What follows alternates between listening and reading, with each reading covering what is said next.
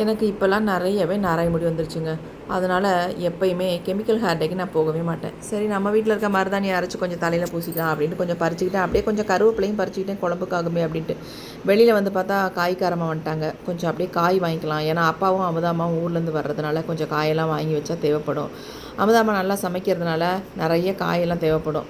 அவங்க எப்போயுமே அப்படி தான் வந்தால் நல்லா சமைப்பாங்க, டேஸ்ட்டாகவும் இருக்கும், ரொம்ப பிடிக்கும் அவங்க சமைக்கிறது. குழந்தைங்களும் விரும்பி சாப்பிடுவாங்க. சரின்னு காயெல்லாம் வாங்கி வச்சுட்டு வீட்டுக்குள்ளே வந்தோடனே நிஷாந்த் கேட்டான், அம்மா மோர் இருந்தால் அடிச்சு கொடுங்க அப்படின்னு சொன்னான். சரின்னு 2 டம்ளர் மோர் அடித்து 1 டம்ளர் அப்புக்குட்டிக்கு எடுத்து வச்சுட்டு 1 டம்ளர் நிஷாந்துக்கு கொடுத்துட்டேன். அவனும் குடிச்சிட்டு படிச்சுக்கிட்டு இருக்கான்.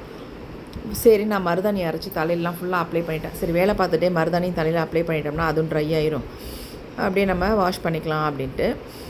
அதுக்கிடையில் பார்த்தா சரியான மழை, மதிய நேரம் செம்ம மழை. அடடா வீட்டில் வேறு வேலை நடந்துக்கிட்டு இருக்கே, இந்த மழையெல்லாம் பெஞ்சிக்கிட்டு இருக்கு, என்ன போகுதுன்னு தெரில அப்படின்ட்டு வேலையை வேறு பாதி நிறுத்திட்டே இருந்தாங்க. அப்புறம் திடீர்னு பார்த்தா மழையில் நனைஞ்சாலும் பரவாயில்ல அப்படின்ட்டு வேலையில் இறங்கிட்டாங்க.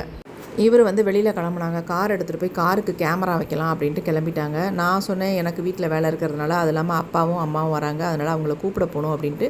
நான் வரலைங்க, நீங்கள் மட்டும் போயிட்டு வாங்க அப்படின்னு சொல்லிட்டேன். அவரும் அப்புவும் சேர்ந்து 2 பேரும் கேமரா வைக்க போயிட்டாங்க. சரி நான் நிஷாந்தும் போய் அப்பாவையும் அமுதாம்மாவையும் பஸ் ஸ்டாண்ட்லேருந்து கூட்டிகிட்டு வந்துட்டோங்க. வர வழியில் கொஞ்சம் ஃப்ரூட்ஸ் எல்லாம் வீட்டுக்கு வாங்கிட்டு வந்துட்டாங்க. அப்புறம் டிஃபன்லாம் செஞ்சு சாப்பிட்டோம். சாப்பிட்டுட்டு அப்பா கை கழுவுனாங்க. வாஷ் மிஷினில் கை கழுவுற அழுக்கு உள்ளேயே போகவே மாட்டேங்குது, என்னம்மா இப்படி வாங்கி வச்சுருக்கீங்க அப்படின்னு சொன்னார். ஆமாப்பா கொஞ்சம் ப்ராப்ளமாக இருக்குது, அதுக்கு தான் என்ன பண்ணுறதுன்னு தெரியலை அப்படின்னு பேசிகிட்டே இருந்தோம்.